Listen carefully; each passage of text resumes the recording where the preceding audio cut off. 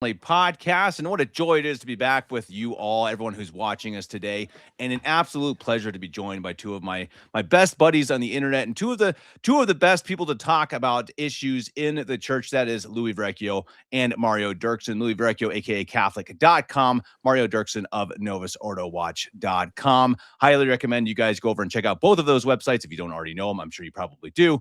They have pretty much constant material that you can follow regarding the church, the current issues of the SSPX, Novus Ordo, etc. So definitely check them out once you're done watching this episode, where we're going to talk about the very recent consecrations of the four bishops in Econe, Switzerland today by the SSPX, the Society of St. Pius X. Mario and I think Mario watched the whole thing. I think he was live tweeting it as it went along. It was a very long ceremony, very impressive. They got rained on, had to pause for a little bit. It certainly had the smells and the bells, as Father Cicada would say. But of course, as we all, I think, will eventually agree, they still have, as always, the massive holes in their theology and in their beliefs of exactly what are they doing. And so Mario, maybe since you watched the whole stream, maybe I'll just ask you, what were your first reactions? I guess first of all, if you want to talk about the actual event, or if you want to just go right into, well, what just happened in Econe, I suppose. Yeah, so the ceremony started at almost exactly 11 hours ago, and it was, as far as the externals go, it was extremely well done. It was very, very professional. It was very pleasing to the eyes. The colors were beautiful. Everything was done with such dignity and carried out with decorum, and it seemed like it was just flawless. Like everybody knew exactly what to do. And also the videography of it was fantastic. Just absolutely professional. Yes. I don't know what you could have improved on it. So that was remarkable. And you can tell they put a lot of effort into it, a lot of work, and probably a lot of practice. They had many different camera angles. They knew exactly when to show which angle. And it was also the commentary, the English commentary that I listened to was very good, professional, very serene. It was all just very well done as far as that goes. So, except for the organ during the Gregorian chant, I just have to pick on them for that. That's just a personal pet peeve. Come on, guys, let the men chant by themselves a cappella. It's just how it should be. And they had the organ way up in the choir loft and the men chanting in a different room, and it didn't quite work together. But otherwise, could not agree more. It really was pretty breathtaking, and it made me think. I commented on. I was watching Anthony Stein's commentary on it, and it's just like, it's just amazing to think that's what the church was, right? That was the norm, and back before Vatican II, that you see that all the time, right? You'd see the consecration of bishops fairly frequently. You go to Rome, that's probably happened almost on a daily basis, I would imagine, and that's what they've taken from us, and that really struck me. It was okay, this is beautiful, and it's gone. It so much doesn't exist that it's like we're shocked to watch it, and like even I, who don't agree with the SSPX, is kind of drawn to it to like, oh man, more. Give me more. Ceremonies are breathtaking. Yeah. Oh, absolutely. And compare this to a Novus Ordo bishop's ordination, to the typical average American Novus Ordo bishop's ordination. What a disaster that is. I've never seen one, but I don't want to see one, honestly. Louie, you didn't watch the live stream, but do you have any first impressions, any first thoughts of what exactly happened here in Econe? What are your first reactions since Rome hasn't said much? I mean, we're planning, everyone, by the way, to probably do a second show once Rome says something, because we'll keep this fairly short today and come back again if Rome determines something in the coming weeks. But Louie, what do you think about what's going on? Well, just first to Mario's observations and your own about the beauty of the ceremony and the beauty of Catholicism and the externals of it and how compelling they are. I think you can draw a comparison. This was this bold in your face guy that was, he made no apologies. He wore his modernism on his sleeve. But then before him, you had Ratzinger, who he dressed up in the externals. He was more dangerous because he had that sensual appeal. He appealed to our senses, and he looked Catholic. He looked the part. And so I would dare to say that he fooled more people. And that's why Francis opened more eyes. So I think on the one hand, it's kind of to the credit of the SSPX that they preserved these externals and they practiced them so well for everyone to see and admire. But at the same time, there's a bit of a trap there because it is so appealing. And once they're drawn in, what's going to happen? They're going to be taught that the Pope can't be trusted and neither can the church. So with that said, my first impressions of the whole thing overall is, it's good news, bad news scenario. The good news is there's now 4 new bishops whose consecrations are recognized as valid by every so-called traditionalist. And by this, I mean the rite of consecration itself is unquestionably valid, and that's a good thing. And we need validly consecrated bishops. We do. Also, the good news is these 4 bishops oppose the poisonous council. But then the bad news is, as I just mentioned, we now have 4 more bishops in the world who are going to go about the world teaching naive seekers of Catholic truth that Holy Mother Church and the Roman Pontiff are guilty of feeding the council's poison and other poisons to the faithful. And they best be on guard, lest the church and the Pope lead your soul to hell. And that's a tragedy. I agree. Yeah, I mean, absolutely. Mario, what were some things while you were watching this? Was there anything that stuck out to you as like, ooh, as you say, the ceremony was great. I mean, was there something maybe in the homily, the sermon? I mean, that you kind of like, oh boy, this is same old stuff, different day. Well, I mean, that's expected, of course, that Lefebvre's will take the Lefebvre's position. So I'm not,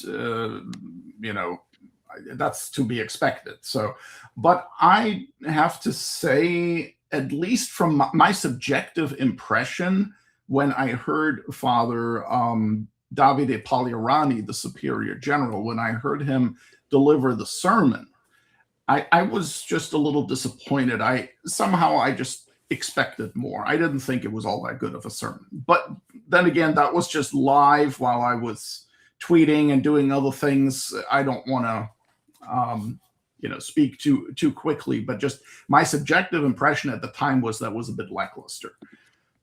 On the other hand, what I found very interesting was right at the beginning of the ceremony, in the rite, there is the part about the apostolic mandate. And it's right at the beginning because it's like, well, if you don't have the mandate, then you really can't carry out the consecration. So it makes sense that in the rite, in the beginning, the consecrating bishop asks, he asks the co-consecrator, do you have the apostolic mandate? And just like in 1988, 38 years ago, when they did this the first time around, they simply came up with their own mandate. Since they didn't have one from the person they believed to be the Pope, they came up with their own mandate. And I have, unless you wanted to show the video clip, I can just read you the English translation of what they said, of what they read. So this was read in French. And this translation that I have is verbatim the translation given by the official SSPX live stream, English live stream. Okay, so this is not my translation. This is exactly what was said on the live stream, and you can look it up there. So after he asked whether they have the apostolic mandate, I'm sorry, I don't know if it was the co-consecrator whom Bishop de Galarreta asked. Co-consecrator was Bishop Fillet, of course. But in any case, here's the response that he got when he asked, do you have the apostolic mandate? Quote, "It is the Catholic and Roman Church always faithful to the holy traditions received from the apostles, who in entirely exceptional circumstances demands that we provide for the upholding of these traditions, that is, the deposit of faith, and that we take the means necessary to transmit them faithfully to all men for the salvation of their souls. From the Second Vatican Council up to the present day, the authorities in the Church have been animated by a spirit that is contrary to that of the faith, excuse me, and have been acting against holy tradition. They will no longer endure sound doctrine, turning away their hearing from the truth and turning towards fables, as St. Paul says to Timothy in his second epistle. Therefore, before God, we consider it a sacred duty, towards Holy Church and towards souls to proceed with the consecration of bishops who are entirely faithful to her holy tradition and to her constant magisterium. Moreover, everywhere in the world we hear souls beseeching us that by the preaching of the truth and the administration of the sacraments, the bread of life, which is Christ, might be given to them. That is why, out of compassion for this multitude, we have the most serious duty to transmit the grace of the episcopate to these dear priests, so that they themselves might confer the grace of the priesthood on many clerics formed according to the holy traditions of the Catholic Church. And we consider that every punishment and censure brought to bear against this step will have no validity. Following this pressing demand of the always faithful Roman and Catholic Church, we choose these 4 priests here present as auxiliary bishops of the Priestly Society of St. Pius X, with the one and only purpose of serving the Holy Roman Church, unquote. And then they give the names of the candidates and what positions they had now that they're being consecrated bishops. So that is the apostolic mandate that the SSPX claimed to have in the ceremony. And of course, this is, I mean, they're obviously usurping the role of the Roman pontiff. You know, for one thing, they are, just by how they're phrasing this, they're clearly arrogating to themselves the right to speak on behalf of the Roman Catholic Church, but against the person they consider to be the Roman pontiff. And so they say, well, the church, it is the Catholic and Roman Church always faithful to the holy traditions received from the apostles. Well, to that I would say, well, if the church, though, if what you consider to be the church is always faithful to the holy traditions received from the apostles, why do you have to consecrate bishops without permission? Right? And so what they're really doing is they're basically saying, well, the Holy See is out of whack, and we are the ones who are keeping the true faith. And so since Rome isn't doing its job, the Holy See, we'll do it for them and let them talk about fraternity and dignity and ecumenism. We'll talk about the Catholic faith and ensure the transmission of the true faith and the sacraments. Well, you can't do that. Well, for one thing, the Holy See can't lose the faith. So there can never be a situation in which someone other than the Roman pontiff has the duty to transmit the faith against the Roman pontiff, right? And so it's possible that there be no Roman pontiff for a considerable time, but what you can't do is you can't usurp the role of the Holy See while at the same time claiming that the Holy See has a valid occupant. Okay, that's like the definition, I guess, of schism, right? And now, as far as Rome, the Vatican II, the Novus Ordo authorities, Leo XIV, and those in communion with him in the Vatican there, as far as them being out of whack, I mean, that's obvious. They're completely out of control. So, you know, we're not faulting them for recognizing that. But the fact that they then say, but they're the lawful authorities of the Catholic Church, is what throws a monkey wrench into the whole thing and totally destroys Catholic ecclesiology. So, you know, they're talking about defending and upholding the holy traditions and the deposit of faith. Well, part of that deposit of faith is submission to the Roman pontiff, that is necessary for salvation. And so a little further down, as I read, they say, well, out of compassion for the multitude, we have the duty to transmit the grace of the episcopate to these dear priests. Yes, but not contrary to the will of the Roman pontiff, because that's his prerogative to judge who is and is not to become a bishop. And it is his job to transmit the faith and the grace of holy orders ultimately. All of this has to be under the direction of the Roman pontiff, if there is a Roman pontiff. And of course, the clincher is, again, I quote, "and we consider that every punishment and censure brought to bear against the step will have no validity," unquote. Well, sure. Yes, they're overruling, in effect, preemptively, any penalties that the Holy See metes out to them. So there you go. They consider themselves dispensed from from submission to the Holy See. Well, and it's funny because I know that's something that Luther did as well. I remember he, in his time before he could be excommunicated, he said, I excommunicate the Pope." So it's kind of in the same frame of mind. It was interesting again watching the Anthony Stein podcast live and just seeing some of the deflections or some of the explanations for what is schism. And I think one of them, someone said, no, it can only be schism if they're officially trying to claim territory of the church or something. It's just some bizarre things that they're always trying to find. It's like, guys, come on. I mean, let's stop the nonsense here. It's like, I mean, come on. This is, if you recognize him as Pope and you're clearly going against, I mean, as you said, I think that's practically the definition of schism. Louie, is there anything you saw here you want to comment on? I zeroed in on the same things Mario did, especially that paragraph where they talked about since Vatican II, the present day authorities in the church have been animated by a spirit that's contrary to the faith. And what's going on here is there's a subtle dichotomy being struck between the human beings who are in authority in this thing that they call the church and this entity called the Catholic Church. There really is no dichotomy there. Pius XII in Mystici Corporis makes it clear that our Lord, even though he could, he does not rule his church directly. It's by his will that it's through men, through the sacred pastors of the church, that the work of redemption continues in time. And that work of redemption is carried out in some way through their efforts.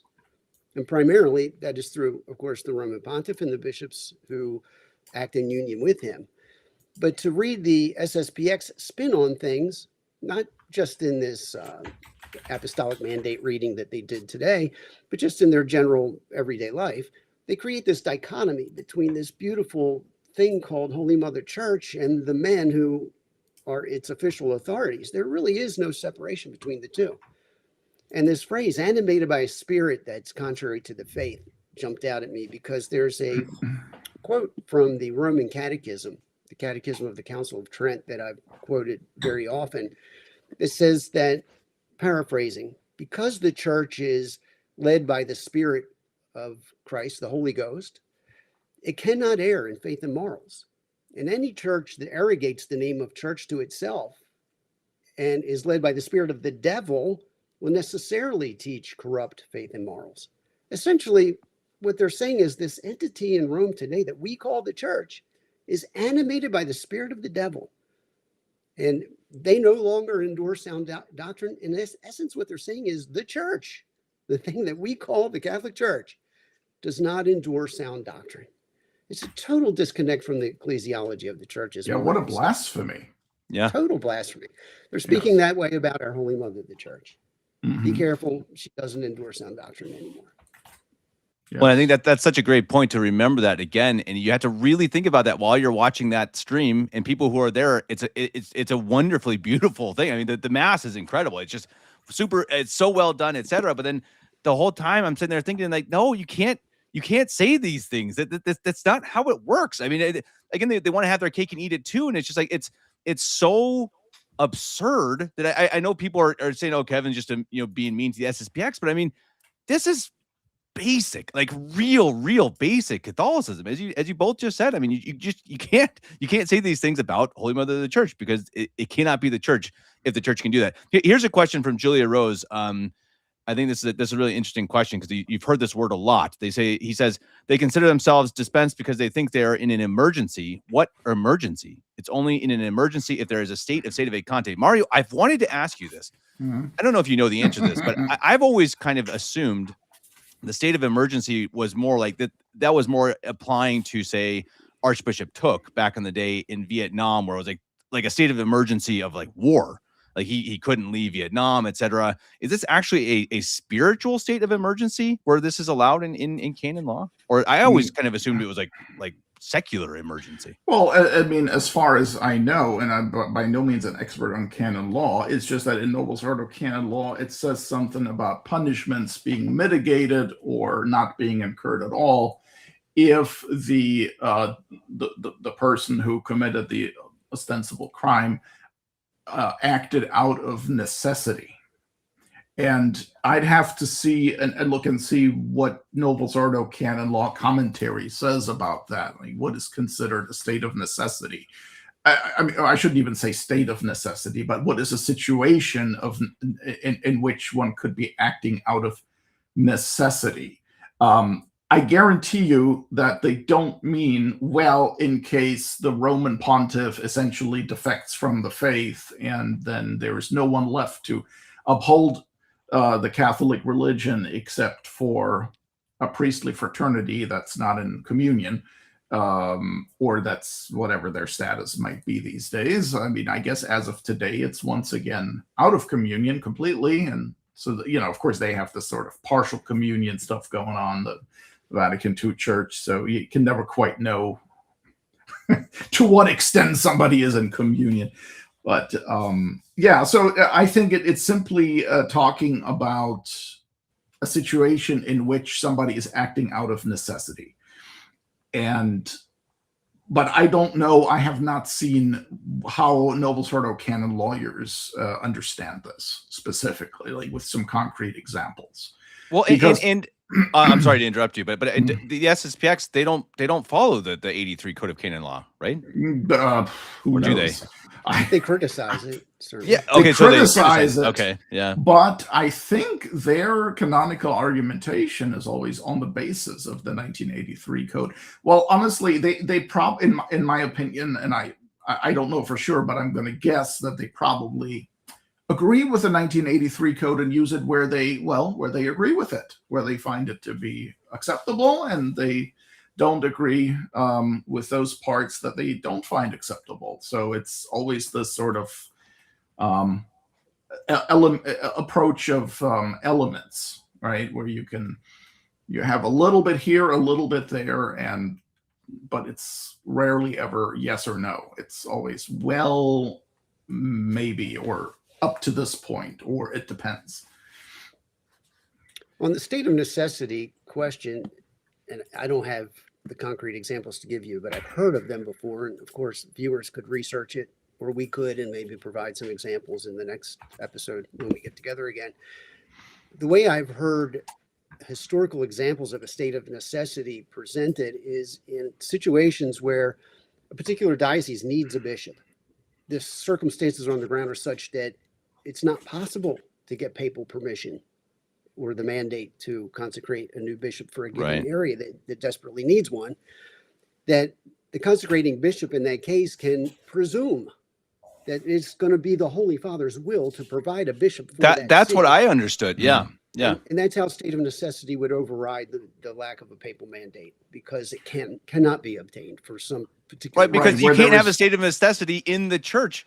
It's the whole, like, the church can't err. You can't be the SSPX. You're like, no, well, the church has collapsed and fallen apart. So we determined that this church is in a state of necessity. It's just like, that can't, no, it doesn't work that way. What are we talking about? I suppose they treat it as kind of a state of martial law where, like, okay, wait, we pronounce or we proclaim that there was a state of necessity, and now this isn't binding anymore, and this doesn't count, and so on. Meanwhile, their Holy Father is fully, like, he's there, and you can communicate with him. You might not get an audience with him, but you can contact what they think is the Holy See, and you can get a response. Or it's not like Leo was incapable of providing a mandate, but would have. Like, no, he explicitly said no. He had a lot of words for them the day before, right? A whole paragraph. Yeah. Sweet words. Now, at the same time, of course, the Vatican is obviously lacking, all credibility here with regard to condemning this as schismatic and stuff, just because they don't have a problem with just about anyone else Wasn't it 2 weeks ago where he minor. got blessed by the female Archbishop of Westminster, right? Wasn't it, or a month ago? Come on, this wasn't that long ago. Sally. No, he didn't get blessed. Did he? No, I think he did. No, it was some bishop. Oh, okay. Yeah, Canterbury. Well, I mean, he for all intents and purposes, he's recognizing her as the Archbishop of Canterbury, and talking about how united they are and how they have, not fully, of course, there's still issues to be resolved, but they're on this path and blah blah, fruitful, and yes, he when she was chosen to be the Archlaywoman of Canterbury, Leo XIV sent her a note and praying for a fruitful ministry. And, I mean, I understand, of course, that then the SSPX says, don't be telling us what to do. Sure. Right. So, but that still, I mean, they're both sides, both the Vatican, the Novus Ordo Church, and the Lefebvres are wrong. And that's why we can criticize both without without contradicting ourselves.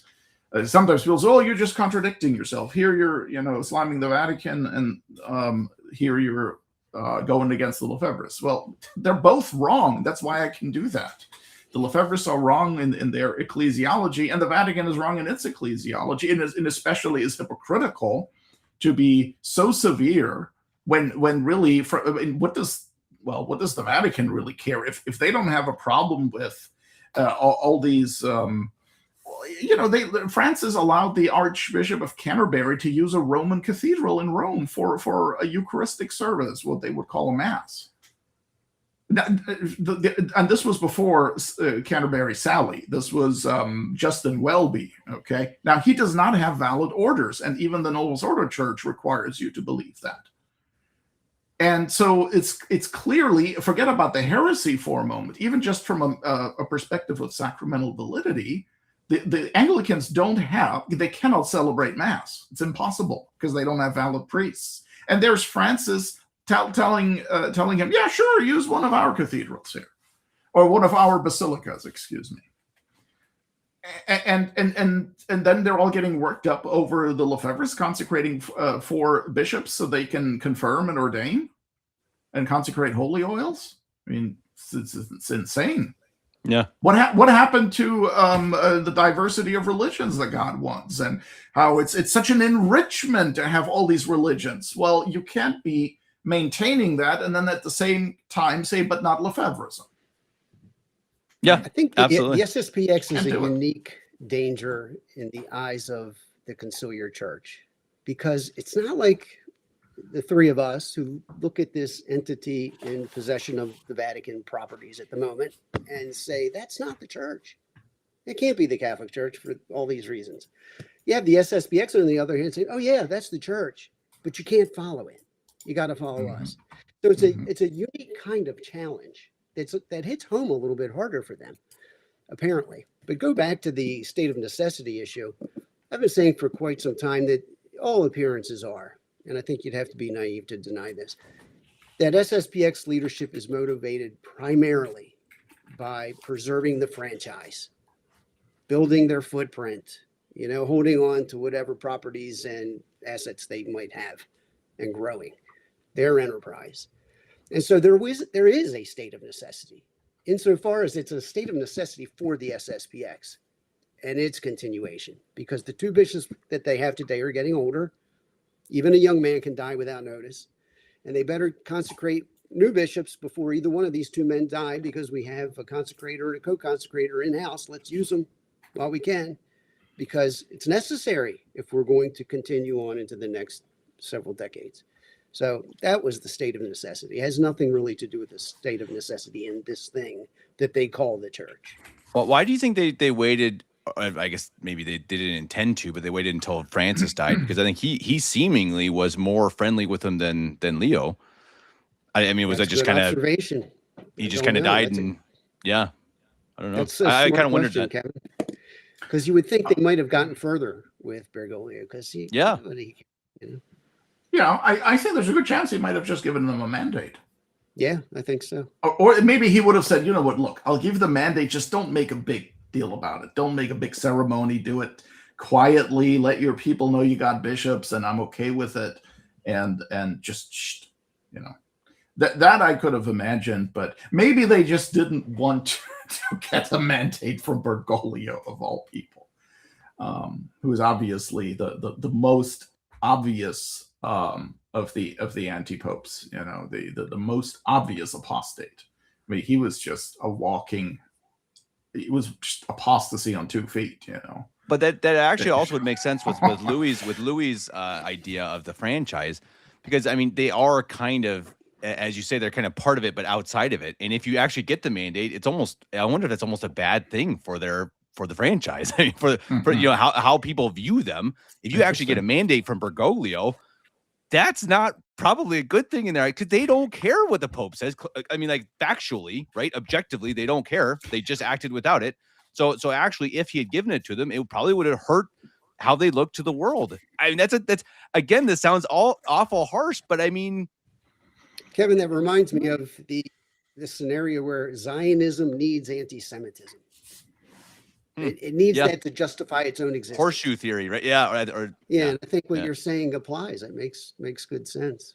Interesting. Remember when, I think this was around 2017 or so, when Bishop Fillet, who was then the Superior General of the SSPX, when he said, essentially, he said that, well, Francis says we're Catholic, doctrine isn't that important to him.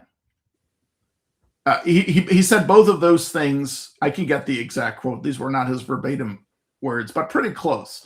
And he didn't realize the contradiction, or rather the irony in the statement. Yeah, Francis says you're Catholic. Exactly. Doctrine ain't that important to him. Yeah. Okay, that's right.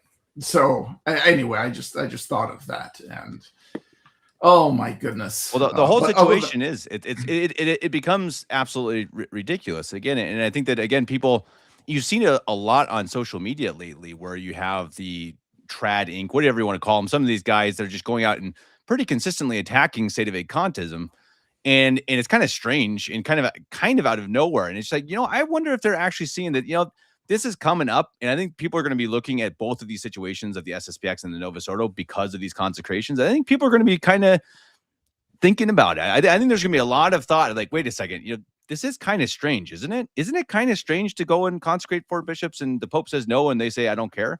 It seems a little iffy. I think anyone who's actually, you know, being honest and thinking about it, they should at least give that a thought. You know, go home and sit down and think, is that okay for the SSPX to do, even if there's a state of emergency? Before I get your answers to that, both of you, I want to give a quick shout out to a project my parents are doing. That is the Catholic Family Snail Mail Club. This is unpaid advertisement because I don't make anything from it. It's from my parents. Mostly my mom, or my dad does a ton of it too. So actually it's both of them. I shouldn't say mostly from either of them.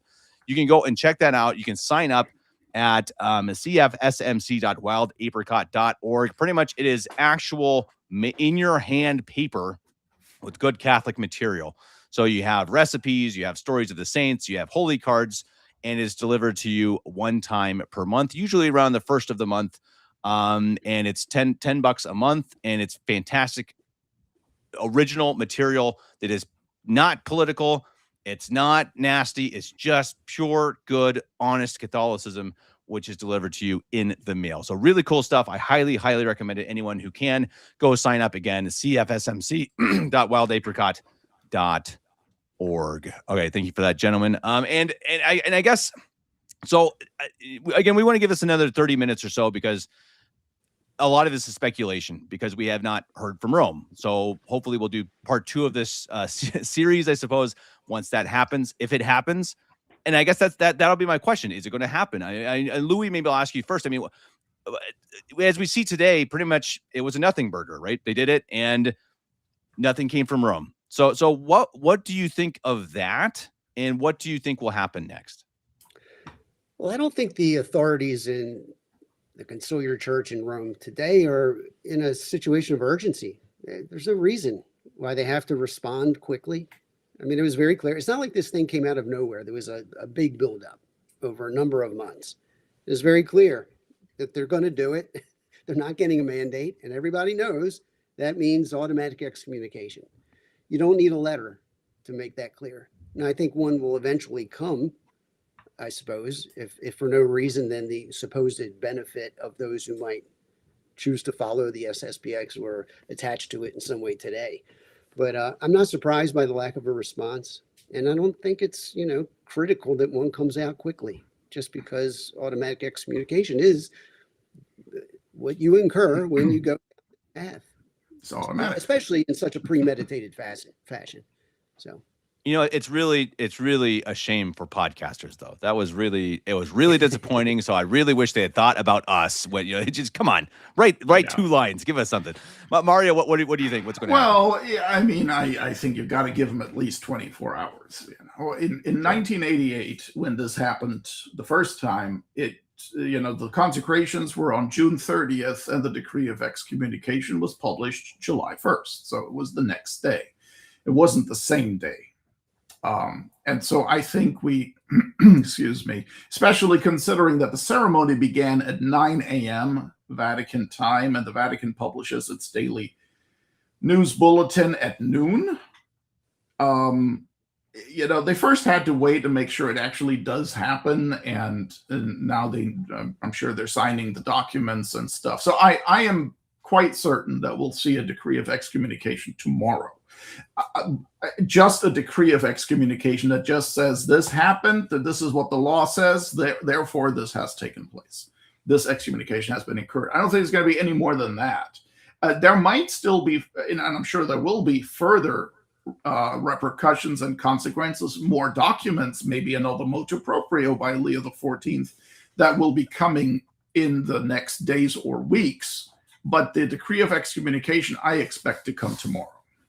Interesting. Okay. Yeah. And I think I don't think right, because I mean, why would they issue it 2 weeks from now, for example? Was that when everybody's already forgotten about it? And so that's my expectation. I think that's correct, Mario. It's going to be a very matter-of-fact statement of fact. This happened, therefore that. Something along those lines.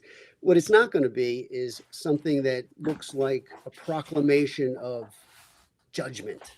I don't think it'll look like that, because these men who have been allegedly occupying the chair of St. Peter since the council, they don't have it in themselves to rule like popes.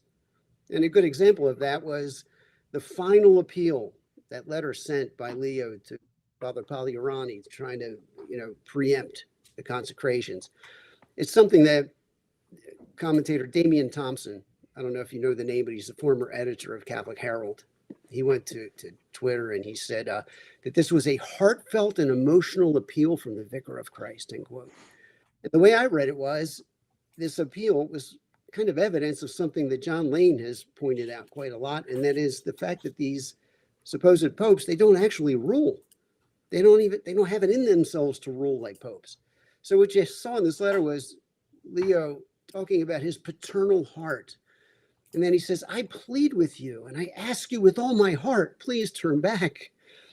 And people are reading that and saying, man, those are some beautiful, heartfelt words. How can you possibly say no to the Holy Father? He's pouring his heart out. The three of us are fathers. Okay, I'm the oldest father here. I've got grandkids. You're next. Kevin, Mario, you're coming up, quickly upon us. But I think even at this stage, Mario, you're kind of new at the father game relative to us, but I think we'd all recognize that's not how fathers speak to their children when they're on the verge of taking a step off of a steep cliff, especially one that's going to cost them their spiritual life, potentially. No, you command strongly. You don't. I never pled with my children not to do dangerous things. I never begged them to behave. That's just not it's not a manly thing. Yeah. It's certainly a fatherly thing. And it's just another bit of circumstantial evidence that these people, they're not popes. And he even claimed to be begging for them to behave with the authority of Christ. I don't remember Christ ever begging people not to sin in the Gospels. Now, he was pretty firm about letting them know. That's true. Mm-hmm. So, at any rate.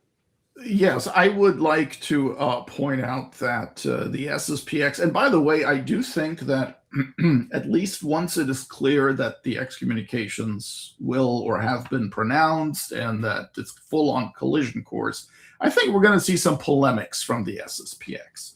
kind of like they did in 1988, where a few days after the excommunications, that this open letter from the Superior General and a number of like all the district superiors basically taunting the Vatican and saying essentially, well, we never wanted to be part of your church anyway, the Church of Modernism and Ecumenism and all that.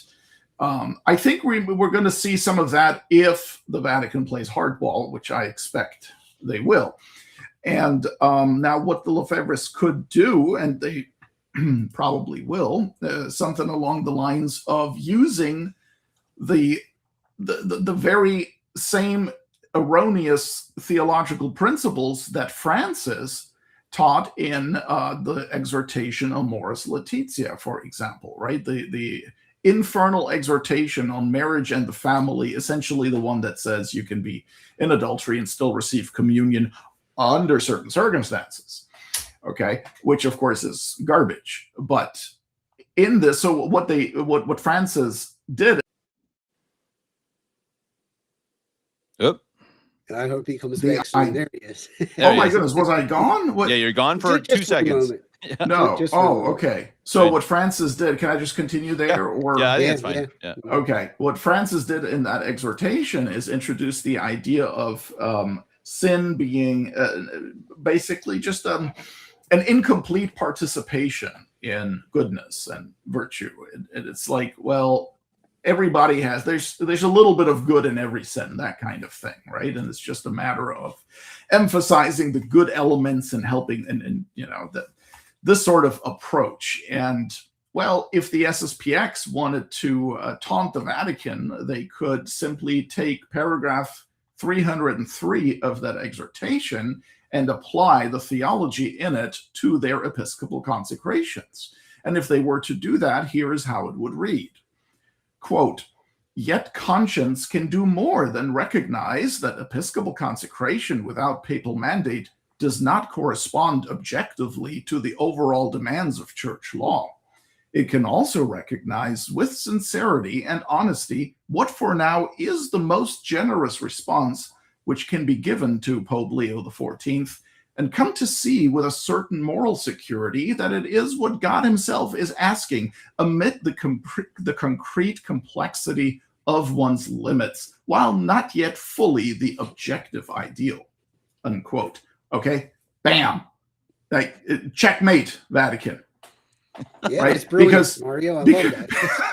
and it's so easy to do, right? Like, no, if you come out with this sort of, well, you know, some people could be in adultery and, oh, well, it's okay, it's not right, but for now, with all this complexity going on, it could just be that God wants you to keep going like that for, you know, for whatever, for the sake of the children or whatever. And that's not to say that people who are in adultery with little children, that they ought to split up. No, they must probably stay together for the sake of the children, but they must live as brother and sister then.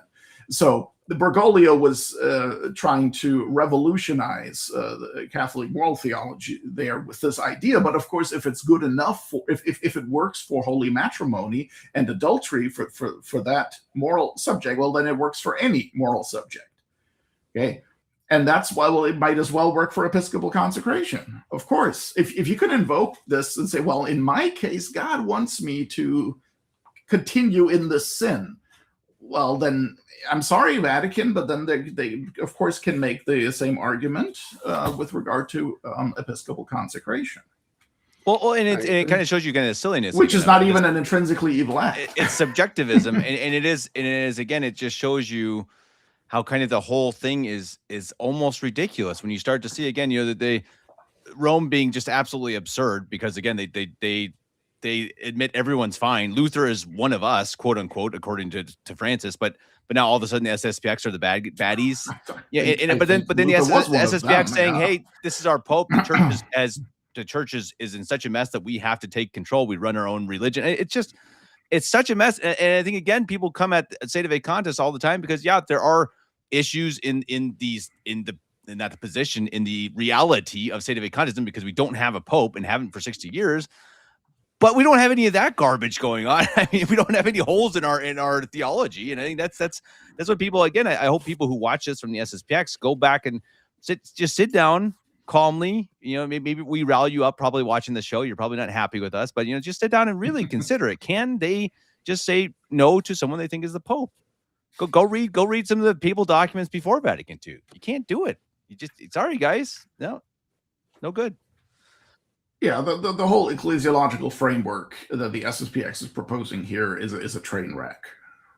That's really and this is just the manifestation of that, right? This is where, like, they say, well, Operation Survival, we must survive. Well, excuse me, there is no divine law that says that a priestly society from Switzerland originally, that they must always survive. There's no divine law that says that. You don't have the right to exist against the will of the Roman pontiff. So they at least in effect, if not explicitly, at least implicitly, they consider themselves to be the final and ultimate guardians of tradition because the Holy See isn't doing it. Okay. And it's obvious that the post-Catholic Vatican isn't doing it, but then it can't be the Holy See. That's a necessary conclusion if Catholic dogma is true, and it is. So these are not peripheral issues. These strike at the very heart of the deposit of faith in Catholic dogma. Look at what the SSPX has done to the papacy, what they think about, what they think of the papacy. When you look at everything they've been saying and doing with regard to that in the last, since their founding. I mean, they think that these charlatans can be Roman Catholic pontiffs and promulgate all this junk and lead the whole church astray, basically.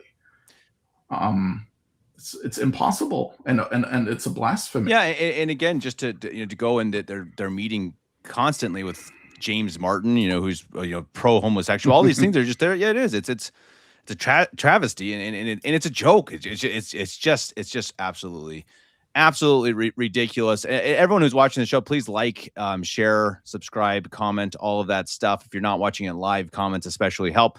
And go over and check out, of course, Novus Ordo Watch. I'm sure you guys are over there already, aka Catholic.com as well. One more time, go over if you like something in the mail that's good and Catholic.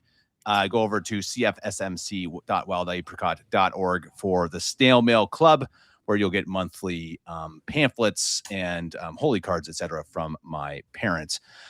So I guess we'll wrap this up here in the next 13 minutes or so. Again, we plan on doing hopefully another show once we get more, perhaps in the next week. I don't know, whenever these good gentlemen have time and whenever we have new news. But I'll have maybe one more question or a few more. I also want to have on Dr. Naveen Maliekal, who is in Econe. He was at the ceremonies, so he's going to join us. If you two want to stay for that, you can, or you can also head out and I'll have him on afterwards. That is up to the both of you after a few more questions. And I guess, Mario, maybe I'll ask you this first and then I'll ask Louie.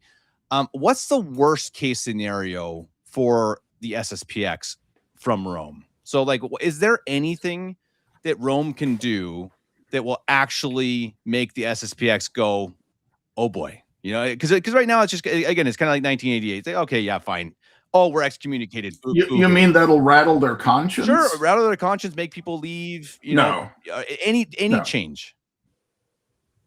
I mean, are you asking me about, is there something that Rome could do where they say, well, gee, maybe he's not the Pope after all? Sure. Or that people would say, okay, I can no longer go to SSPX because the Pope said this. No, because they're the judges of the Pope in practice. They'll never admit that, right? But as far as I can tell, everything they're doing is essentially judging the Holy See. Now, remember, they are the ones saying it's the Holy See. It isn't actually, but by them saying that it is, and by them recognizing it as the Holy See, they are creating this absurd situation in which they are the ones sitting in judgment over everything coming from Rome. And so, no, I don't think there's anything that Leo could do or say that would make them go, oh man, maybe we've been wrong about this after all. Yes, Holy Father, we're we're listening to your plea and we repent. No, because they're the final authority on all this, and they've already, by being or by behaving as the final authority, they've already ruled out any possible future scenario in principle. And by scenario, I mean the kind you were suggesting, where they would say, oh no, now we need to submit. No, they've already ruled that they're the ones who will decide what is and isn't legitimate. And so, no, I don't see any possibility of that happen realistically. They'd have to give up their position to do that. Well, that's the hope, right? I guess that's what I'm hoping, that there are at least some people who say, okay, yeah, the Pope said we can't receive sacraments there, so either we got to go to Novus Ordo or something's really wrong. Maybe he can't be the Pope. Louie, what do you think? Is there anything that Rome can do that will change anything? No, in fact, I think the harsher Rome is in their response, the better off the society will be, insofar as they'll treat every harsh comment as a marketing opportunity, and they'll spin it into more marketing for the franchise. Look how oppressed we are. We are the champions of tradition. They're oppressing us. They don't respect the needs of the faithful of this society. They'll turn it into a marketing opportunity. The one last thing I would want to say before we wrap up is to urge viewers maybe to pay attention to some of the, I guess I'll call it confusion, for lack of a better word, on the part of people who you would otherwise expect to have a clear vision of what's going on with the society vis-a-vis their attachment from the Catholic faith as it concerns their treatment of the Pope and the way they view the Church herself. One such person, after criticizing the SSPX, their apostolic mandate statement that Mario read, said that by criticizing Vatican II and yet failing to conclude that Leo and his predecessors, of course, are not true popes, that quote leaves us with a defected church, end quote. Now, that particular observation is entirely correct. But this very same person also said, quote, that the consecration of 4 bishops that believe in the Catholic Church, end quote, is a good thing, referring to the consecration that took place today. And so there's a contradiction there. Do these 4 bishops really believe in the Catholic faith? No, they believe in their version of it, which omits the infallibility of the Church and our duties towards the Roman Pontiff. And who was that commentator? It was Bishop Sanborn, who you would like to think would have a clearer vision of this thing. No, these 4 bishops do not believe the Catholic faith. They don't. We have to stop saying things like that about the society. They're not guardians of tradition. They do not believe the Catholic faith. If you skip one dogma, that's enough, right? Exactly. Right. Yeah. Papacy is an important one. Entire. Oh, yeah. For sure. And they do not embrace it whole and entire. You can't piecemeal your way through it, and that's what they do. And that's the danger of it. True. Fair enough. Yeah, and it is true. I think it's something that we try not to be too harsh on this show, because we don't want to judge the individual people. It is hard. It is a difficult situation without a pope, and it is a terrible time in the Church. It's hard to be Catholic, whatever that means. But again, talking about the society itself, I think you're absolutely right. I think you hit the nail on the head. Yeah, we want to distinguish, of course. We're mostly speaking objectively about the position and what is being argued, what is being said. The idea is not to say this particular person, or all these people are in mortal sin over it or whatever. That's silly. I know, obviously you've been so scandalized by the Novus Ordo Church that you throw up your hands and say, well, then I'll just go SSPX, because obviously this can't be it, So of course you can sympathize, and a lot of people really do struggle, and this is very hard on their families, and they're just trying to raise children, and it's very difficult. But this is just a situation we're in nowadays. But Kevin, could you pull up that tweet to which I sent you a link? Yep. This is something I have not had a chance to actually look at the video, but this is from Bishop Michael Goldaddy. He is the American bishop that was consecrated today. apparently he spoke or he presided over Vespers, the Vespers ceremony in the afternoon in Econe a few hours ago. And he said something about the Catholic Church versus the modernist church. Could you go ahead and just play that clip? It's 1:13. Of course, today we see such wreckage. If the Catholic Church in her tradition brings forth life, the modernist church is a desert. It kills. It kills everything that it touches. It kills the supernatural life. It kills the sources of grace. It dries up everything because it has placed man in the place of God and therefore turned away from the sources of life. So this is a reminder today to be faithful to the sacred entrustment which our Lord has given to his church and continues down through the apostolic tradition. I heard many times, in fact, leading up to the consecrations, from faithful who are not part of our circles, from those outside of the society, even outside of tradition. I heard a common thought, a common sentiment. The church needs these consecrations.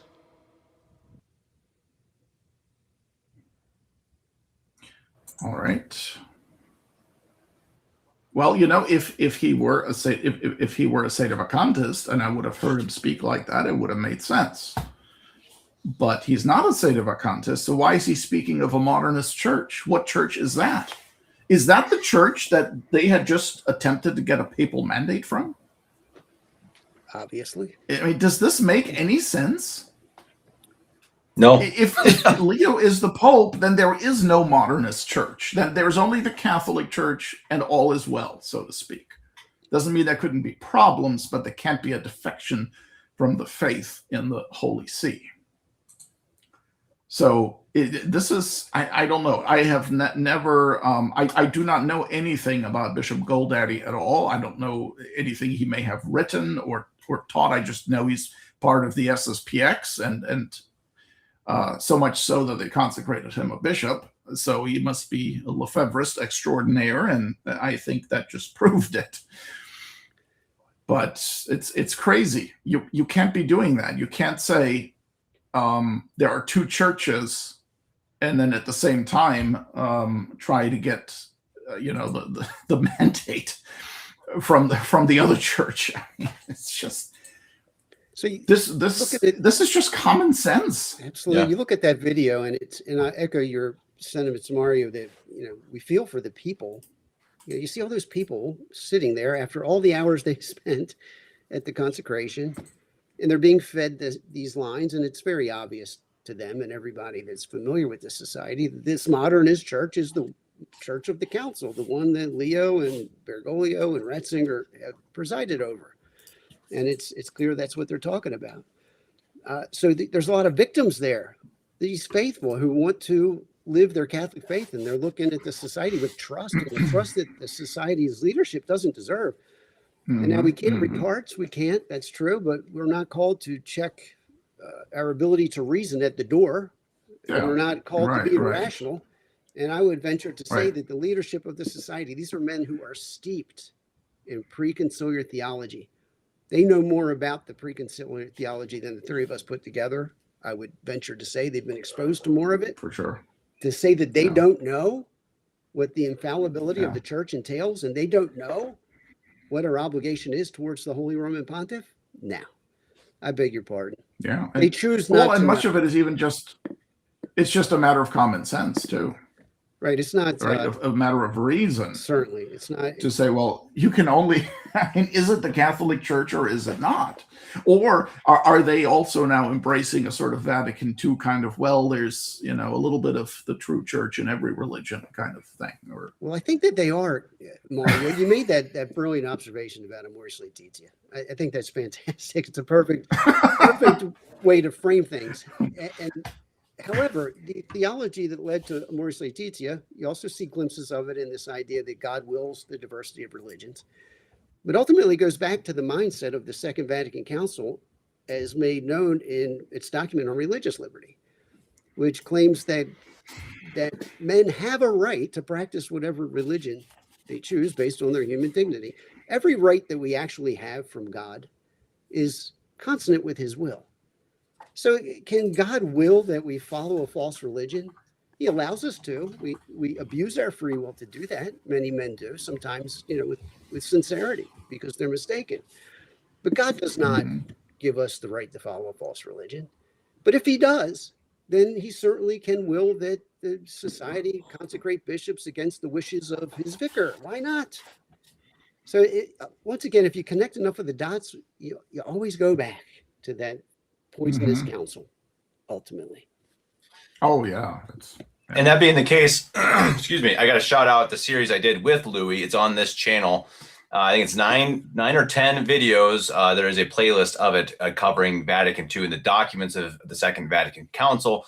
It's very good. Louie spent a lot of time on it and a lot of effort, and it's really a great deep dive into the actual documents. Highly recommend everyone going and checking that out. I also recommend, I see people asking, if we can't go to SSPX, where should we go? It's a difficult question. There are not that many, traditional Catholic masses that are not in union with the false pope in Rome. I recommend cmri.org. Someone might be able to find another website that has traditional masses. I know there are a few masses in Texas, but it's a difficult question. And in the end, I think the other fellows here would agree with me that it's the thing you cannot do as a Catholic is to compromise, right? Because if you compromise and you start giving in to that anything, any little point against our faith, then what's the point? And again, that's why it becomes so silly. The whole thing becomes such a joke because eventually, as Mario's again, like with the Amoris Laetitia, it just becomes stupid. It's just like, this doesn't make any sense. So I think that's why we got to stay really strong, no matter how hard that is on our own ability to get to Mass. I drive an hour each way to get to Mass each Sunday, and I know other people go far longer than that. And but it's worth it. It's worth every second of it because I know for sure it is the true Mass and the true faith. Yeah, and I think it's important to remember too that you can be saved without the Holy Mass, but you cannot be saved without the Catholic faith.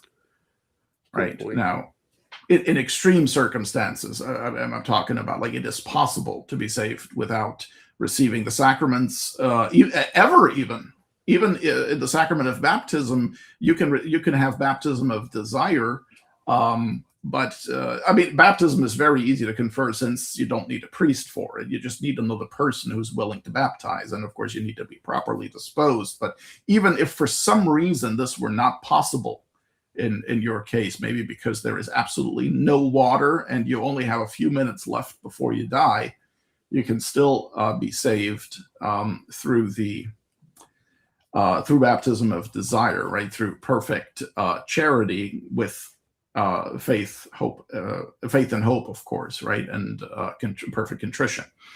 But so let's just keep that in mind too. But you cannot be saved without the virtue of faith. Now, I'm not entirely certain if the two of you would agree with this, but for me, I think it's important to say, despite the legitimate criticisms that we have leveled against the society and its false representation of the true faith in its fullness, it's not there, I wouldn't hesitate to go to a society Mass. There's a difference between assisting at the holy sacrifice of the Mass at the SSPX and embracing all of the nonsense that they teach. I think there are two different things. Now, I know that Econe people would have a lot to say about that, but that's my position. I wouldn't hesitate to go to a society Mass. I don't have to accept their spin and their abandonment of the fullness of the faith in order to go to their Mass. Their Masses are certainly valid. It is certainly a can of worms. And that I can say for sure. We'll have to say that for another show, because that's an entire couple. I just want to be on record that I don't agree with that. Yeah, I don't either. I would not go to an Unicum Mass either. But I do to a point say that I think it is not as simple as some people make it out to be. That I think I agree with Bishop Pivrunas in some ways in that case, where it's not always as simple as it's not dogmatized, but I wouldn't do it. So I'm with Mario there that I wouldn't do it. But I again, it's a difficult. So many of these issues are so unresolved, so difficult. And I mean, I get it, but I couldn't recommend anyone. I couldn't recommend anyone to go with Econe because in my mind, again, it's compromising. It's saying, I will go into this confusing place, even if it's valid. Is it licit? I don't know. Let's have that show. Let's have that show. Yeah, I think it would be an interesting conversation. And sure. If you obviously, to make that show worth anything, it would be valuable to have a dissenting opinion, and I will bring it. Yeah. Yeah, absolutely. No, I agree. And I think it's good to have these conversations and have them in charity and not just, yell at each other all the time. And I think it's the same with, I was on in the comment section with Anthony Stein, and I just asked him, I was like, hey, Anthony, you want to come on a podcast and maybe with Louie and Mario? He was like, yeah, as long as it's not a debate and it's just a nice conversation. And it's like, I think people are more willing. I really think they're more willing to have these conversations with the evil Sedevacantists. I think they start to see it's like, oh, these guys are actually just trying to be Catholic like we are. And I think that, these men, I think Anthony Stein, in my opinion, again, I think seems to be a good guy who seems to want to be Catholic. I disagree with a lot of what he believes, but I think I think he is on the right path. And if we're not willing to have these conversations, then are we ever going to change anybody's mind? And I agree with you, Louie. I think it's good to have a dissenting opinion. All right. Well, you two gentlemen, I don't know if you want to stay. I want to have on Dr. Malieko to talk about his experience. Again, you're welcome to stay. If not, I will give you each last words for this conversation. Again, we'll hopefully do another one soon once the Vatican comes out with something official. Who knows? Maybe next week, couple weeks, we'll see. Louie, I'll give you the first word. Do you have anything we missed? Anything you want to say before we wrap up? No, nothing that we missed. I would only just remind people that it's absolutely true what we see in sacred scripture, that God brings good out of all things for those who love him. In this consecration of 4 new bishops by the society, whatever you may think of it, God will bring good out of it. If nothing else, inspiring people, like you said, Kevin, to take a closer look at things and to be willing to engage in some conversation with people who see things differently. And in that way, all of us might take a couple steps further toward the truth. That's what we're all about. We all want to seek the truth and embrace it when we find it. So there's going to be blessings to come in the aftermath of this consecration today. Agreed. Yeah, amen to that. Mario, last words? I would just exhort the Society of St. Pius X by saying that make up your mind. If it's a modernist church in Rome, then it's a false church and you should have nothing to do with it. Abandon it, let it go. If it is the Catholic Church, the Roman Catholic Church, then for heaven's sake, submit to it. Well said. That's all I have to say. Yeah, we'll clip that and we'll send it to the SSPX, the main email address. Again, gentlemen, thank you very much. NovusOrdoWatch.com, aka Catholic.com. I'm bringing on Dr. Malieko. Again, you can stay along if you want. You can also check out now as well. Everyone who's been watching, please like, share, subscribe. Here is Dr. Naveen Malieko, who is calling us from Econe. Dr. Malieko, good to see you. Yeah, technically I'm in Sion. That's where the the hotel is, but we did go to Econe. To kind of echo some of the sentiments, if this is what Catholicism was like in 1930, I can't imagine anybody ever wanting to give it up. From a even someone who wasn't Catholic, from a pure aesthetics point of view, I mean, it's very hard not to be captivated, by what was happening, there. I think it was Mario who put it that way, that it was very well done. That was very absolutely. From an execution standpoint, it was absolutely phenomenal. Obviously, I wasn't able to pay attention as much because I had 5 kids with me, trying to manage that situation best I could, along with my wife. Granted, my wife's doing most of the heavy lifting there because she's just better at it than I am. But I think it's an important moment. I share a lot of the criticisms, obviously, of the Society of St. Pius X that you guys have articulated. I will say there may be one caveat to how the conciliar milieu or the conciliar church could go about things that could change the SSPX's mind, is if they potentially excommunicated them on a doctrinal ground, essentially affirming that the new religion. So if they are explicit about this new religion, that this is their religion, in a way that does not allow the society to essentially say that this is not as you said, Bishop Goldaddy said, essentially, this is a modernist church. If it's made very clear that this modernist church professes a different religion and is and has separated itself by saying we excommunicate them for their refusal to adhere to Vatican II, which is irreformable and is binding upon all the faithful. I could see, something where they lose some of their ability to argue their confused ecclesiology, I'll put it, in that regard. I would venture to say, I appreciate that comment. I would venture to say, though, after 60 years of so-called magisterium, since the time of the closing, it's already very clear what this conciliar church believes. It's also very clear the binding nature of Vatican Council II. Paul VI, who closed that council, was pretty clear about that. So I'm not really sure that Rome, there's not much more that Rome can say to point that this is their religion. It's the Vatican II religion. It's non-negotiable. There are no others.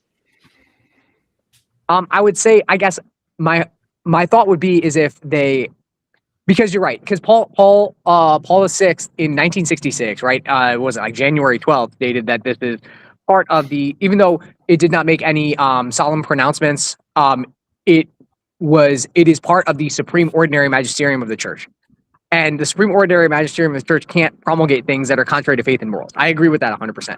It is more about having it be so in their face where they can't even make it's not, it's binding, but if it's, contrary to faith, then it isn't binding. Where it's a matter where they're binding you to the point where, okay, we really are forced in that way. Again, I'm going to be a little bit charitable in this, especially because the way I kind of think about it is, do we agree that there have been universally promulgated doctrines and disciplines that are contrary to the faith?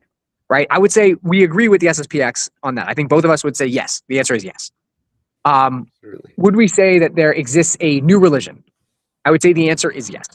And I think they would say the answer is yes. I think Father Pagliarani's letter on February 19th was very clear, right? The reason we can't have a discussion is because there has been not only Vatican II, but 60 years that has confirmed that there was a rupture with the capital T tradition of the capital C Church. So I don't know what more you want to say, right, in that regard. Now the question becomes, is this a new church? And depending on the day, that's always the issue with the SSPX, right? In terms of whether they believe this is a new church or not. They could argue, we're following John of St. Thomas. He's the Pope until he's not declared, or he's declared not to be the Pope. They could argue the Bishop Williamson line in the sense that, he's still the Pope. He's just so drunk on modernism that he doesn't even realize he's a modernist. Which is essentially the Bishop Williamson argument, right? And I'm just saying that that's the argument. I'm not saying I agree with it, Mario, but that is essentially how Williamson did argue, right? When he was alive, that essentially that they are so modernist that they don't even realize that what they do is Catholic. Now that doesn't solve for Williamson the issue of this society as a whole is promulgating this, because ignorance would not. Ignorance might remove culpability for an individual, possibly, right? And then that they don't have an intent to not follow the magisterium. But the entire magisterium cannot fall into error out of ignorance, right? Or the church as a society. So it doesn't hold water, right? That argument. But that's where I think, at the very least, if Rome comes down very hard on the society, it opens up more of that discussion, because you see that happen with how the discourse has gone. So one of the interesting things is, some of these anti-SSPX tweets are absolutely insane. Like, some are resorting to paganism now, saying that a thunderstorm is a sign that God doesn't. It rained. It rained in the mountains, right? I can flip that around and say it has been hot as heck here in Switzerland. There's no air conditioning. Because Switzerland is very. Mario knows that pain. Oh, do you not, Mario? Oh, I didn't know that. Well, I didn't realize Germany. that. Mario knows about that. Oh, yeah. Germany, yeah. I have a past in Germany. Gotcha. I didn't realize in Geneva you had to have a medical exemption to have air conditioning, unless you were like a business, like a chocolatier that needed to keep things. Really? That needed That's to keep crazy. things. Yeah, you need a medical exemption in Geneva, unless you had central air. But most of these buildings are older, so they're not built with central air. Did you get to talk to anybody in Econe or at the chapel after the consecrations? Did you get to talk to anyone? What was your feeling? I assume it was exuberant. I assume that people were excited, but I mean, was there any feeling of fear? Was there any feeling of like, oh boy, none. what's Rome going to do? Zero. Or it's just like, it's Zero. just jubilation? Zero whatsoever. And my talks with people, on the bus and things like that, they agree. Actually, shout out to one gentleman I met in Albuquerque who has been reading WM Review for the past 3 months and is pretty much like, yeah, I agree with his stance that essentially it's theologically certain we haven't had a pope since 1965. So nice. I think what's happening, and when you talk about, is there a new religion? Can this institution be the Catholic Church? Even among the SSPX crowd, at least among the faithful, I think there's more openness to that discussion instead of kind of reflexively being like, oh, no, wait, we got to stop this conversation. I see where this is going, and I don't like it. And I think that's probably the best thing. Mom has the key. Sorry. Yes, she does. We're all parents here. We know. We get it. Mom has the card key for her room. Awesome. I'd love to sorry know about that, guys. How it is. Wait, what's your question, Mario? I'm sorry to interrupt. I'm curious. So I heard there's about 15,000 people in attendance. I think it was. Where have they all been? I think 17,000 was, I think, the number announced. But yeah, something around there. 17,000. Do that many people? Do they have the ability in Econe and the surrounding areas to lodge that many people? I mean, there were. I don't know how they're doing it, but they're doing it somehow. I mean. They're just pitching tents. I met a couple actually from Warsaw. I'm from Warsaw who drove the distance with 7 children to come to this thing. I mean, I don't know what the attendance was like in '88, or how big it was. I feel like Archbishop Lefebvre's sermon was actually a lot better than Father Paul Urani's. I didn't understand it at the time. I don't speak French, but kind of I listened to it, maybe like 2 hours ago, the English translation, and I was like, oh, okay. Mm-hmm. It's a little bit more milquetoast than I would have hoped for. Remember what I said, Kevin, towards the beginning of the show, that I thought my subjective impression was that was a bit of a lackluster sermon. I mean, considering the occasion, and everything, it wasn't that strong. Yeah, because even I was like reading like Archbishop Lefebvre. Archbishop Lefebvre even like makes the distinction between Pius XII and the rest of them. Right, in terms of the attitudes, I think it was the attitudes. It was translated in English of Pius XII and his predecessors. So they even make that kind of, to make that even that kind of separation is far more than Father Paul Urani said in the English translation I heard. So, but I do think, and the other thing, and whether this is Stephen Cox or me somehow getting Taylor Marshall to say that there's no new religion. There seems to be a much more structured discourse about the truth, right, in this. And instead of it being like, there's this liturgical abuse here, right? There's this bishop teaching poorly here. There's this poor catechesis here. It's becoming a much more systematized conversation, it seems like, on Twitter, where it is, do you believe this is a new religion or not? And if it is a new religion, all the rest naturally follows. So you see these people like a Salmons, a Gasper, et cetera, have to really grab at things to try to say it's not a new religion, even though previously they have said so far as as much, right? Because Eric Salmons wrote a book, How the Church Lost Its Mission, or something like that, which is deadly defection. Oh, deadly indifference. Oh, I'm sorry. That was deadly indifference. I'm sorry. That was deadly indifference. Deadly defection, right? Is what with a subtitle that is explicitly heretical. I wouldn't even say how the church. I know, right? I think it says how the church lost her mission and how we can change it back. Right, get it back or something like that, right? Wow. Or you have you have Gaspers and Salmons like really just kind of looking completely lost in a conversation where they're saying there's 2 religions in practice, but there are not 2 religions in reality, which is a very interesting thing in that regard. Yeah, that's what we were saying earlier in the show, that eventually that's the issue when you start going into this. The deeper you go, trying to find a reason or an excuse or a loophole, it just gets sillier and sillier. It just eventually it's like, guys, just calm down. What is the Catholic faith? What do we have to believe? And is that what exists right now? And I think you see that with these guys on Twitter and whatnot, that they're running around in circles because they don't actually have the truth.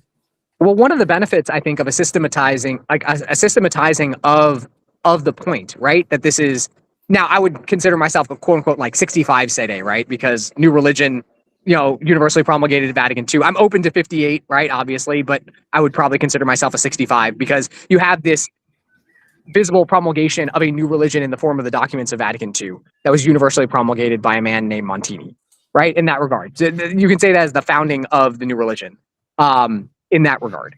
But when Pascendi was written, one of the problems of modernism, for example, was there was no systematic treatment of modernism, even by modernists. So to understand what the underlying essence of modernism was, right, required arguably the greatest encyclical ever written, I would maybe argue, by Pius X, to be able to systematize something that no one could ever systematize, to the point where even modernists use that to understand their own system of belief.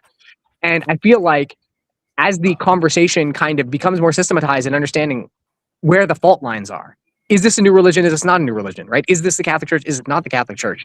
In that kind of way, in that kind of framework, as opposed to, there's this statement, that statement, et cetera, et cetera. So, for example, a lot of times what people can't really handle, right, in terms of the discussion, is not the documents of Vatican II, but if you go to canon law in the 1983 code and you say canon 844, point 2 to point 4. So if you ask a Novus Ordo, can a non-Catholic receive communion? And they'll say no. And then you point that canon to them, and most of the time their heads will explode, and they will have to essentially chase after that. The documents of Vatican II might be a little bit difficult for them to understand, but there are some very clear things. If I say, what are the ends of marriage, right, and someone answers, right, the procreation and education of children is primary, right, and secondary is the good of the spouses and the remedying of concupiscence. And then I tell them, okay, what do you think the new religion or the 1983 Code of Canon Law says the ends of marriage are, right? And it says the good of the spouses and the primary and the procreation of children, right, as one on the same level. So, and you can ask them, can you have two primary ends? And they'll answer no. So then which one becomes primary if the good of the spouses comes up against procreation and education of children? And then people will understand, like, those are even the things. So that's why I think when you talk about a new religion, you have to essentially take all of it into account, right, in terms of all the things of the past 60 years and present it as the Catholic Church cannot promulgate universal disciplines that are contrary to the faith. It cannot promulgate or morals, and it can't promulgate any doctrines universally, right, that are contrary to the faith. So the more I think you end up saying that this is a new religion, and that the more you give, well, we know we can't follow this, we know we can't follow that. Even the R&R people essentially implicitly understand this, because what are they resisting? They are resisting a new religion. They are because if it wasn't something they had to resist, right, as something systemic, they just blow it off. It wouldn't even define themselves as R&R. It's just there's a crazy bishop who teaches this thing, the Pope will deal with it. But that's not the issue for them, right? The issue they understand is systemic. So you have to draw them out into conversation where they have to admit the problem is systemic, and then that there are consequences to the systemic issue. No, if I could interject, with regard to the society and what the people attached to it believe, Archbishop Lefebvre essentially declared it's a different religion. And I wish I had the date for this statement, but he said, and I'm quoting, he's talking about being suspended ad divinis after the... Oh, yeah, the 76. Yeah. They're suspended ad divinis by the conciliar church, of which we do not be a part. This conciliar church is a schismatic church because it breaks with the Catholic Church of all time. It has new dogmas, its new priesthood, its new institutions, its new liturgy, already condemned by the church in many official and definitive documents. So, essentially, he's already laying it out there. This is not the Catholic Church. Of course, he then followed that up at a certain point by saying, to the extent that these authorities hold to the extent that they adhere, they're part of the conciliar church. Yes, exactly. To the extent that, now, in his defense, he was very close to the fire. We have the Correct. luxury We have the of hindsight, though, these he didn't have. decades. Yeah, we have a perspective that he was not allowed to have. And I One- think it's an insult to his memory to suggest that he would look at this abomination in Rome and call it the church. I will say one thing that I will say sometimes to Sedevacantist, because he's a thesis guy, even though he's not totally like a thesis guy, he's got kind of his own version of thesis, is that the SSPX are just hardcore thesis. They essentially, they have almost like a material formal kind of view of things, except they're like, we are actually going to bring them back into the church by essentially engaging with them. That I kind of joke in that regard, but if someone wanted to be extremely charitable to them, one could maybe say that they essentially have that view kind of implicitly. That essentially they view these men as, if we bring them back to being Catholic, then we'll have proper authorities. But if you look at Archbishop Lev's last interview in 1991, right? He admits he went too far. He went too far in his negotiations with Rome. He should not have gone as far as he did, is his line, in 1991. And it is kind of interesting how, especially if you look at 88 to 1991. In fact, on the WM Review site, they have the letter that the Superiors General released, right? And they said, we want to be excommunicated too. It would be a badge of honor to be excommunicated from the conciliar church. And that is, it's something about the society's history that has kind of been swept under the rug, I feel.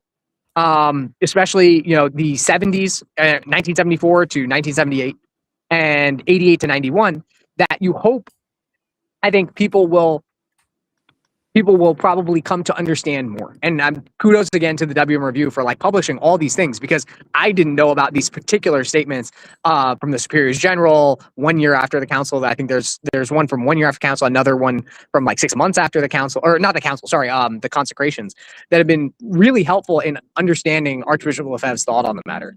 I also recommend obviously John Lane's SSPX dossier is, I think, also excellent. But I think the more people dig into the question, I think it's very hard for them to recognize anything other than the fact that there's, at least from the faithful, they understand that they can have nothing to do with the conciliar church. They just view the SSPX as their oasis from that, because, and I think that hopefully the SSPX, the higher ups, will essentially embrace, I think, more the spirit of Lefebvre from 74 to 78 and 88 to 91, as opposed to Lefebvre from 78 to 88.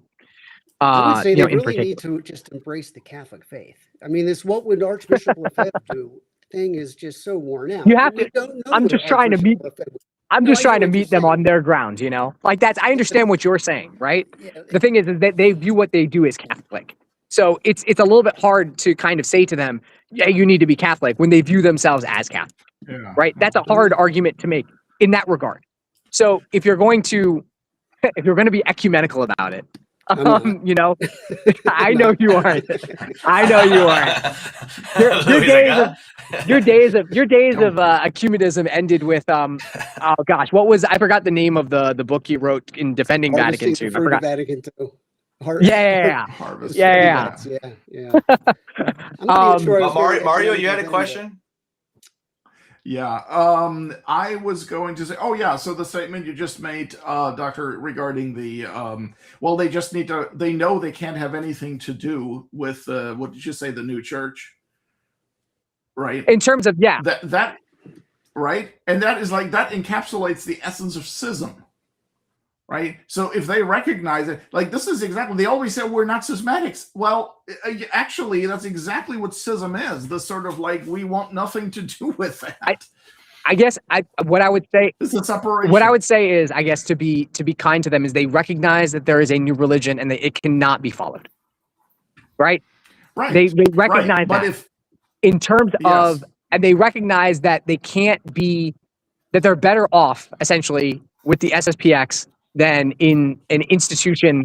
Right. That's what I'm saying. Right. With the Novus Ordo. That's what I'm saying. Right. Gotcha. Right. Yeah. So that's what I'm particularly saying. Yes. I am not saying that the SSPX is in any way an ideal situation.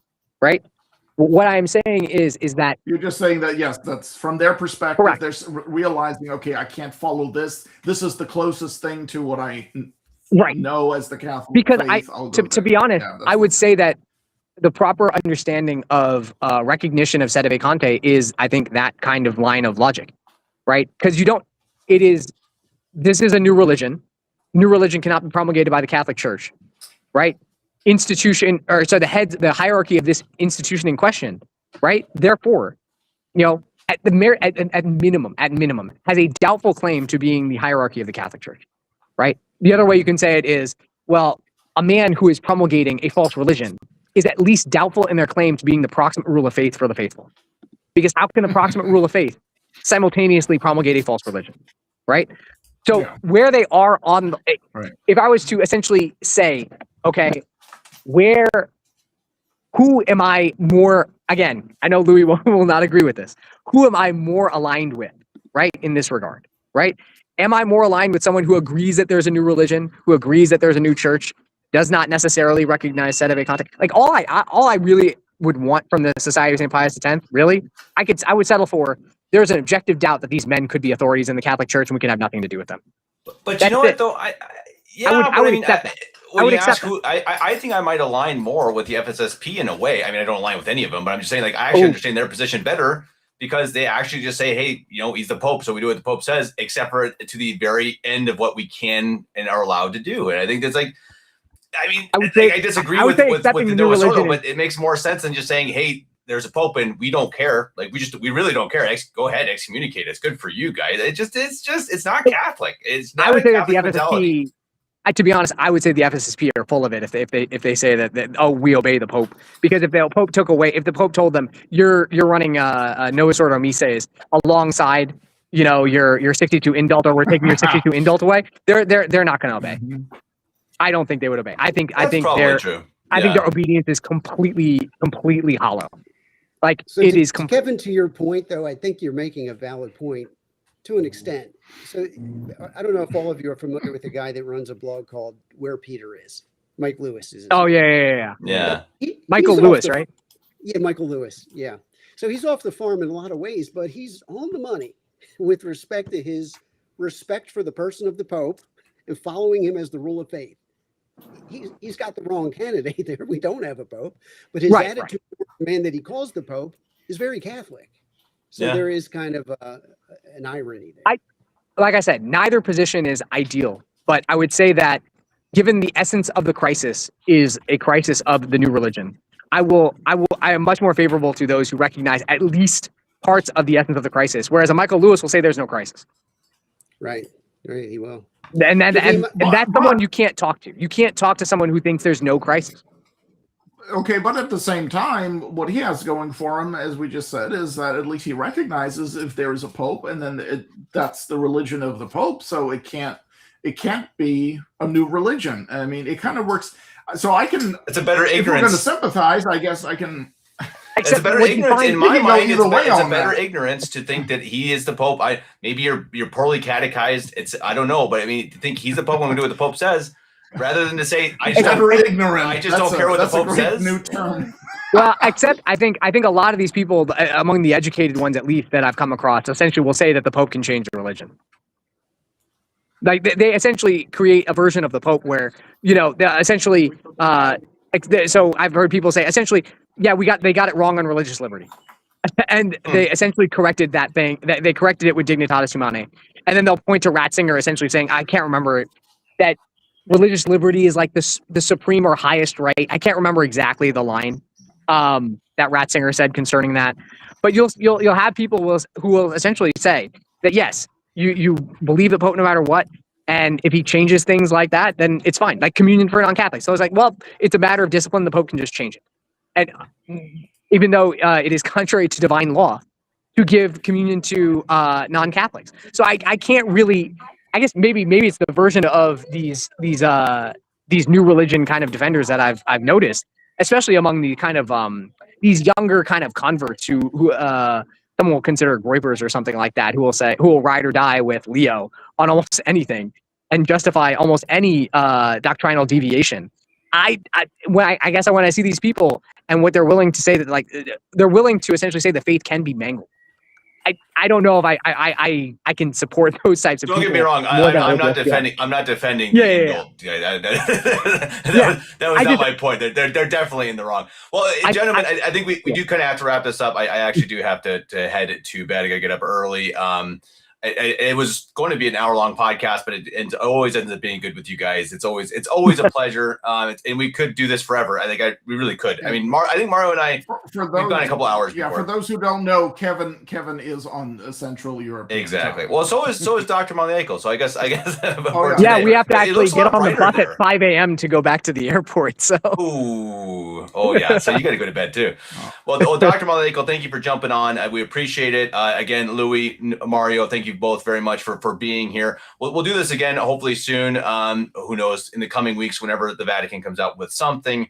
Until then, thank you all very much. Dr. Maleko, I'll give you your last thoughts. Maybe wrap it up with what you experienced today. Give me 30 seconds of what it was like in Econe.